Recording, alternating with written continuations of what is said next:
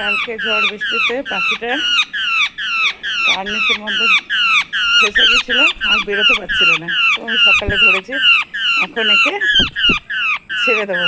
দেখো ওর আত্মীয় স্বজনরা সবাই এসছে, চিৎকার চেঁচামেচি করছে। এবার একে আমি ছেড়ে দেবো। এই যে ছেড়ে দিলাম, কার্নিসে ফেসে গিয়েছিল, ওই চলে গেছে।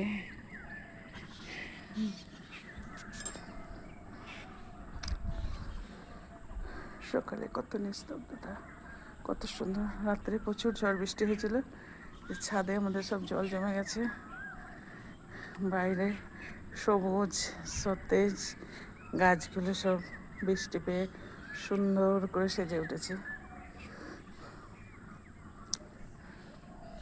নমস্কার বন্ধুরা, গুড মর্নিং।